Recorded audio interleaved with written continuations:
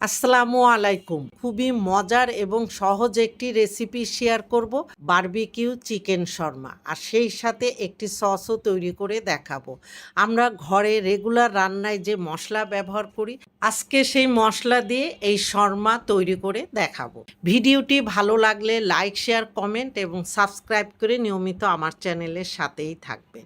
প্রথমে এখানে আমি 400 গ্রাম বোনলেস চিকেন নিয়ে ছোট ছোট কিউব করে কেটে চিকেনগুলিকে ভালো মতো ধুয়ে পরিষ্কার করে পানি ঝরিয়ে নিয়েছি। এবার মেরিনেটের জন্য চিকেনের মধ্যে কিছু মশলা দিয়ে দিচ্ছে আদা বাটা হাফ চা চামচ, রসুন বাটা হাফ চা চামচ, ভাজা জিরার গুঁড়া হাফ চা চামচ, গরম মশলার গুঁড়া হাফ চা চামচ, লাল মরিচের গুঁড়া হাফ চা চামচ, চিলি ফ্লেক্স হাফ চা চামচ বা স্বাদ মতো দিয়ে নিতে পারেন, লাইট সয়া সস 1 টেবিল চামচ, বারবিকিউ সস 1.5 টেবিল চামচ, টক দই 3 টেবিল চামচ, ফ্রেশ সাদা বা কালো গোলমরিচের গুঁড়া 1/4 চা চামচ, রেড ফুড কালার অথবা জর্দা কালার দিয়ে চিকেনের সাথে সব মশলাগুলি খুব ভালো মতো মেখে নিতে হবে। এখানে কালারটা আপনারা চাইলে স্কিপ করতে পারেন, দেখতে সুন্দর লাগবে, তাই এখানে আমি কালারটা ব্যবহার করেছি। এবার এখানে স্বাদ মতো লবণ দিয়ে চিকেনের সাথে আবারও সব কিছু ভালো মতো মেখে নেব। আমি যেহেতু সস ব্যবহার করেছি তাই লবণটা আগের থেকে ব্যবহার করিনি। এখন চিকেনের উপরে এরকম একটা ছোট বাটি দিয়ে, বাটির উপরে জ্বলন্ত কয়লা দিয়ে, কয়লার উপরে আমি কুকিং অয়েল দিয়ে একটি ঢাকনা দিয়ে 10 থেকে 15 মিনিটের মতো অপেক্ষা করব। আর এই ঢাকনার ছিদ্রটা লবঙ্গ বা টিস্যু দিয়ে বন্ধ করে দিতে হবে। আর এই চিকেনের মধ্যে কয়লার ফ্লেভারটা আপনারা চাইলে 2 বার বা 3 বারও দিতে পারেন। এতে চিকেনের মধ্যে স্মোকি ফ্লেভারটা খুব ভালো মতো প্রবেশ করবে। 15 মিনিট পরে আমি ঢাকনাটা তুলে নিয়ে কয়লা সহ বাটিটা সরিয়ে নিয়ে এখন আমি পরের প্রসেসে চলে যাব। এবার চিকেনগুলি রান্না করার জন্য চুলায় একটি প্যান বসিয়ে 2 টেবিল চামচ কুকিং অয়েল দিয়ে গরম করে নেব। এখানে বাটারও ব্যবহার করতে পারেন। তেল গরম হয়ে গেলে আগের থেকে মেরিনেট করে রাখা সব মাংসগুলি দিয়ে চুলার হিট মিডিয়ামে রেখে তেলের মধ্যে এই চিকেনগুলিকে 1 মিনিটের মতো নেড়ে ভেজে নেব। ভাজা হয়ে গেলে এখন ঢাকনা দিয়ে কিছুক্ষণ অপেক্ষা করব। কিছুক্ষণ পরে ঢাকনাটা তুলে নিচ্ছি আর চিকেন থেকে দেখেন বেশ কিছুটা পানি বের হয়েছে।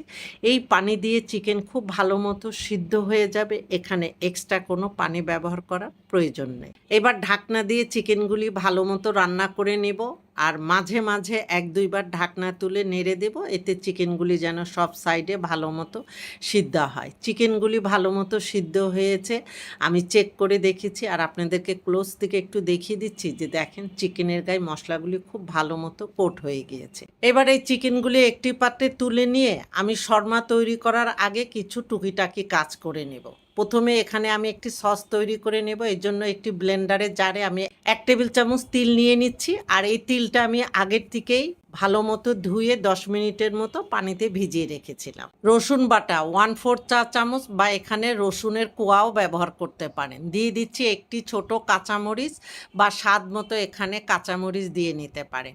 দিয়ে দিচ্ছি টক দই 1/4 কাপ, মেয়োনিজ 1/4 কাপ, লেবুর রস 1 চা চামচ বা স্বাদ মতো, লবণ 1 চিমটি, চিনি 1 চা চামচ বা স্বাদ মতো, কুকিং অয়েল 1 চা চামচ। এখানে ফ্লেভারযুক্ত কোনো তেল ব্যবহার করা যাবে না। এখন এই সব কিছু আমি ব্লেন্ডারে 1 মিনিটের মতো ব্লেন্ড করে নিলে আমার এই সসটা রেডি। আপনারা চাইলে এখানে হ্যান্ড ব্লেন্ডারও ব্যবহার করতে পারেন। এখন সস আমি একটি পাত্রে ঢেলে নিচ্ছি আর এখানে টক ঝাল মিষ্টিটা আপনাদের পছন্দ মতো কমিয়ে বাড়িয়ে নিতে পারেন। চাইলে এখানে চিনিটা স্কিপ করতে পারেন, তবে আমার কাছে মনে হয় এই চিনিটা দিলে এই সসটা খেতে বেশি ভালো লাগে। তৈরি হয়ে গেল দারুণ স্বাদের শর্মা সস। এখন এখানে আমি কিছু সবজি নিয়ে নিয়েছি, ক্যাপসিকাম, গাজর ও শসা, কিছু পেঁয়াজের রিং নিয়েছি। এখানে আপনাদের পছন্দ মতো সবজি ব্যবহার করতে পারেন। আর শর্মা তৈরি করার জন্য অবশ্যই শর্মা রুটি বা পিটা ব্রেড প্রয়োজন। আমি আগের থেকেই তৈরি করে নিয়েছি। তৈরি করার প্রসেসটা দেখাইনি কারণ এই শর্মা রুটি রেসিপি অলরেডি আমি আপনাদের সাথে শেয়ার করেছি। ডেসক্রিপশন বক্সে লিঙ্ক দেওয়া থাকবে, আপনারা চাইলে চেক করে নিতে পারেন। এই শর্মা রুটি চাইলে আপনারা বাজার থেকে কিনেও ব্যবহার করতে পারেন। আর এই শর্মা রুটিগুলি যে কতটা সফট হয়েছে দেখেই বুঝতে পারছেন। এবার এখান থেকে একটি শর্মা রুটি নিয়ে বোর্ডের মধ্যে নিয়ে নিচ্ছি। শর্মা রুটির উপরে প্রথমেই দিয়ে দিব টমেটো সস, আর এই টমেটো সসের রেসিপি আমার চ্যানেলে আছে, চাইলে ঘুরে আসতে পারেন। এবার কিছু সবজি ও পেঁয়াজের রিং দিয়ে দেব। দিয়ে দিচ্ছি আগের থেকে রান্না করে রাখা চিকেন, তার উপরে আবার কিছু সবজি দিয়ে এখন এখানে আগের থেকে তৈরি করে রাখা শর্মা সস দিয়ে দিব। আর এখানে সবজি চিকেন আপনার পছন্দ মতো দিয়ে নিতে পারেন। শর্মা পেপার দিয়ে শর্মাটা খুব ভালো মতো পেঁচিয়ে নিব, ফাস্টফুডের দোকানের মতো। হাতের কাছে শর্মা পেপার না থাকলে এমনিতে পেঁচিয়েও পরিবেশন করতে পারেন। এবার একটি টুথপিকের কাঠি দিয়ে গেঁথে দিচ্ছি যাতে শর্মা রুটিটা খুলে না যায়। ভালো মতো পেঁচিয়ে নিলেই তৈরি হয়ে গেল দারুণ স্বাদের বারবিকিউ চিকেন শর্মা। এতক্ষণ আমার সাথে থাকার জন্য আপনাদের অনেক অনেক ধন্যবাদ।